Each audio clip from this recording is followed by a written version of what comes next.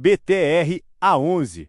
Hoje vamos analisar um F e a GRU que chama atenção porque está pagando rendimentos elevados, mas também carrega uma história cheia de processos judiciais, vendas de fazendas, recuperação de ativos e muita gestão ativa. É aquele tipo de fundo que parece tranquilo olhando apenas o dividendo. Mas quando abrimos o relatório, percebemos que existe muito mais acontecendo nos bastidores. Vamos entender se o BTR-A11 merece ou não espaço em uma carteira focada em aposentadoria. A cotação considerada nesta análise é de R$ 66,99.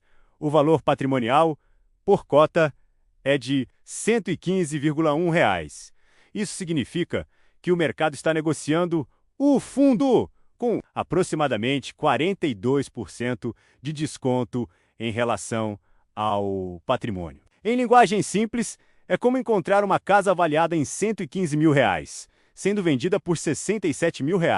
A primeira reação é pensar que está uma pechincha, mas o mercado raramente oferece descontos gigantes, sem algum motivo. O BTR-11 é um fundo especializado em terras agrícolas. Em vez de emprestar dinheiro para produtores rurais, ele compra fazendas e recebe remuneração pelo uso dessas terras através de contratos de longo prazo corrigidos pela inflação. A tese parece excelente porque terra produtiva costuma preservar valor ao longo do tempo e acompanha o crescimento do agronegócio brasileiro. O fundo possui aproximadamente 10.079 hectares distribuídos em 5 ativos agrícolas localizados principalmente no Mato Grosso e Bahia, São regiões importantes para a produção de grãos e fibras. O patrimônio líquido está próximo de R$ 384 milhões, enquanto o valor de mercado gira em torno de R$ 205 milhões.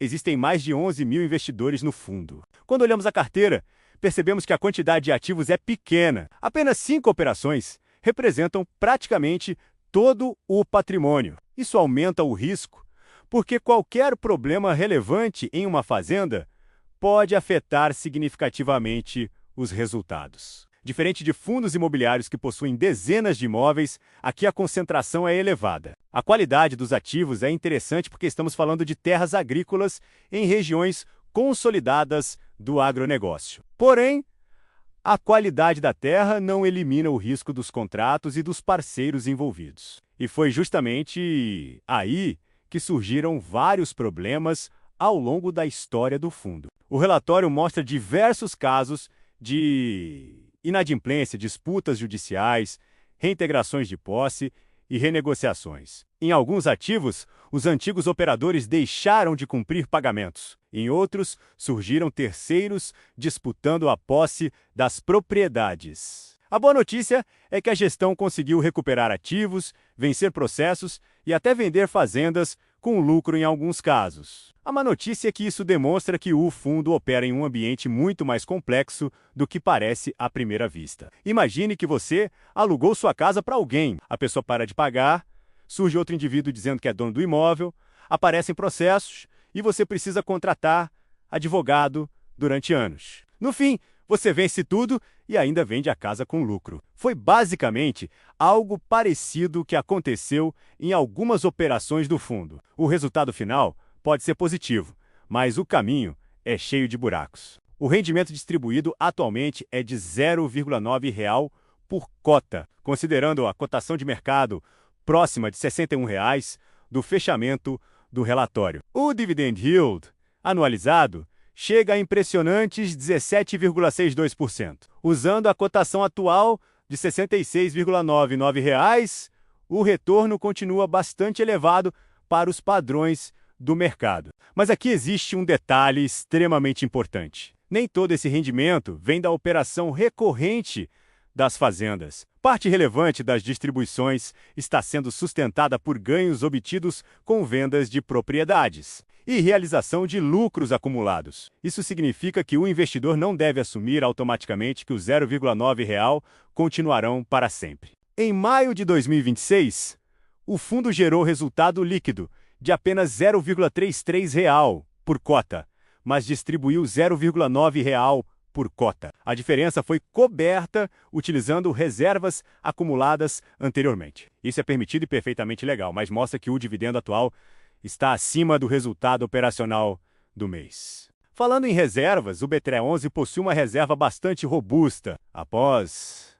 a distribuição, ainda restam aproximadamente R$ 3,59 por cota de lucros realizados para futuras distribuições, além de reserva adicional, que leva o total para cerca de R$ 12,87 por cota. Isso cria uma espécie de colchão financeiro para sustentar pagamentos futuros. Outro ponto interessante é que o fundo possui aproximadamente R$ 20 milhões em caixa. A gestão está estudando novas alocações para utilizar esses recursos. Se encontrar boas oportunidades, isso pode contribuir para a geração de renda futura. O prazo médio dos contratos é de 6,3 anos e o cap rate médio é de 12,1%. Números que indicam uma remuneração atrativa para os ativos da carteira. Um aspecto que chama atenção é a baixa liquidez. O volume médio diário negociado gira em torno de apenas R$ 200 mil. Para o pequeno investidor, isso não costuma ser problema. Mas para quem pretende movimentar valores elevados, a liquidez limitada pode dificultar entradas e saídas sem impactar o preço. Sobre a alavancagem, o relatório não evidencia endividamento relevante. O fundo atualmente está mais focado na administração dos ativos, recebimento das parcelas das vendas realizadas e realocação dos recursos disponíveis. Isso reduz um risco importante que vemos em alguns fundos do mercado. Minha conclusão é direta. O BTR-A11 não cabe na minha carteira da aposentadoria. O desconto patrimonial é atrativo. Os rendimentos atuais chamam a atenção. As reservas oferecem suporte temporário. Porém, a concentração da carteira, o histórico de conflitos judiciais, a dependência de eventos extraordinários e a menor previsibilidade dos fluxos de caixa tornam o risco acima do que considero adequado para uma estratégia focada em renda passiva estável durante décadas. Minha nota geral para o BTR-A11 é 5,5 de 10.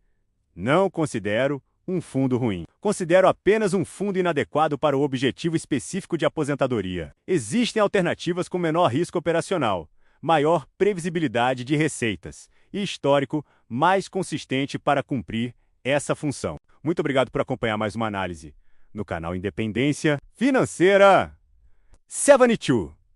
Lembre-se sempre de que uma aposentadoria tranquila normalmente é construída com investimentos que permitem dormir bem à noite. Nem sempre o maior dividendo é o melhor caminho. Muitas vezes, a segurança e a previsibilidade valem mais do que alguns pontos percentuais extras de rendimento. Até a próxima análise.